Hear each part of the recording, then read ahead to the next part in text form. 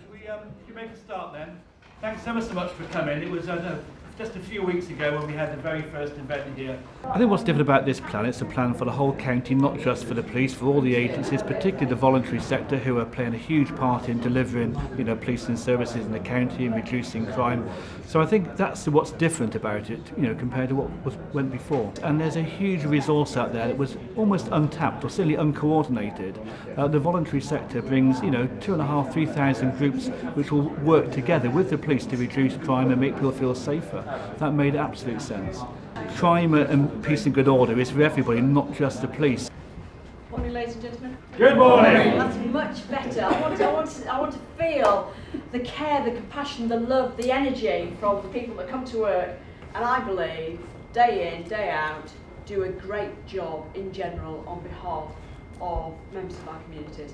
In terms of the new structures, the new landscape of policing, then we used to have old police authorities, and this is really importantly about trust and confidence in policing. And to have good policing, then you need accountable policing. And government decided that we would move from old police authorities to a police and crime commissioner. Now my view is good policing is accountable policing. I don't choose the model. My job with Martin is to make it work effectively for the people of Gloucestershire. And how's it working out? Really well, really well. I mean, because Martin and I absolutely agree on what we're here to do. We've got different responsibilities. I'm responsible for operational policing. He's responsible for the strategy, so the police and crime plan, and for the budget. And then we work through, we have differences of opinion at times, but that's good and that's healthy. But we work very effectively together because we're really clear about what it is we're here to do. And really importantly, the style in which we're going to do that.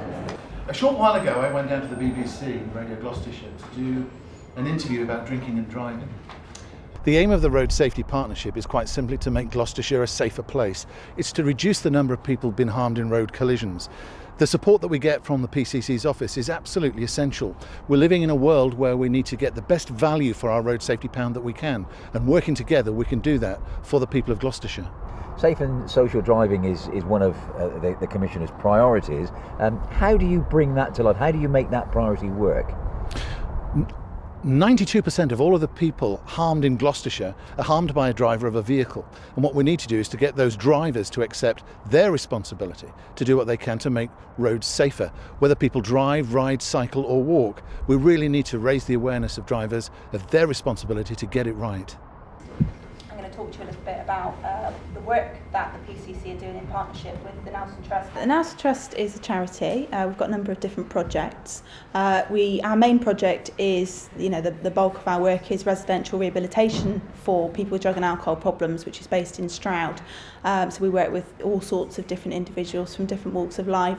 One of our projects is ISIS Women's Centre, which is aimed at women in the criminal justice system or at risk of becoming in the criminal justice system, and also Family Focus, which is for helping families of people with drug and alcohol issues. They just benefit me, like with my confidence, my self-esteem. Obviously I've gained so many qualifications through ISIS Women's Centre, from crime and its impact, drug and alcohol awareness, and it has made me realise more about victims, I'd say, of my crime than just thinking of myself. In what way has it helped you turn your life around? What difference has it made?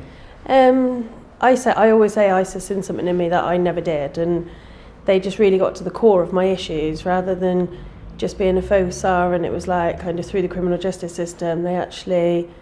They got to the bottom of why I was offending, and then they built it from there and managed to turn my life around. And what difference has the Commissioner's Fund, the Police and Crime Plan made to the work that you do? How has it helped you? Well, it's been fantastic, because what it's meant is that we can really develop the group work programme that we do at ISIS Women's Centre. It means that we can develop employability skills for women who will come into our services. We help them build their self-esteem, some really important stuff, really stepping stone stuff for helping them to move forward with their lives. They can get qualifications. Obviously there's a cost to registration for accrediting some of the work that we do at ISIS, so it's really helped us to get the workers to deliver the courses, to accredit the courses and to develop them to meet the needs of all of our clients. Brett, you're going to be, I'm going to be filling up the chutes water, and we're also sorting out the hay, and we're going to have to sweep up the front of the stable water sheep, and until we get the muck fill back. Okay. basically the commissioner underpins the work that we do here through supporting the core staff. We have about 57 volunteers here, but we also need one member of staff each day on duty who can oversee the work that goes on. And the work that goes on, it's all about developing people and involving them in volunteering and including them in things. And they might have issues of isolation or whatever, you know, lack of confidence, or maybe just don't know how to go about doing things. So through the platform of the animals or the artwork or working in the shop or on the allotments, we have different people, projects, schools from across the county, but mainly the young people from this area, so that they can help develop themselves. We have, so they might need help with the CV or applying to college. They need some work experience. So when they've been here, they can say, yeah, I've worked in a cafe, I've worked with members of the public, I've shown schools around, and it builds up their confidence because it's something that they like and it's something that they can connect to.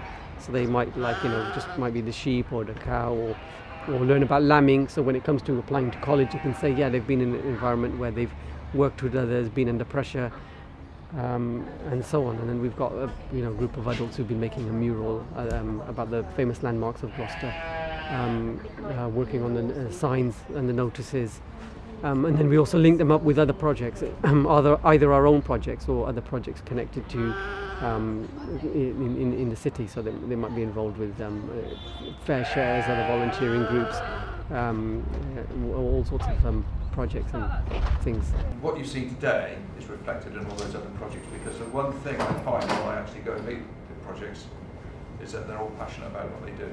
The Commissioning Fund works quite simply in that members of the communities of Gloucestershire, or projects or local villages or whatever, can apply for funding that supports one or more of the PCC's priorities. The allocation of money in the past has not been possible because previously all the budgets for the police remained within the police. With the arrival of the PCC, he's been able to use part of the police budget to fund the Commissioner's Fund, which is having a wider impact on our communities, and actually allows the communities of Gloucestershire to actually participate and support the police, which is, I think, a unique and a first for Gloucestershire.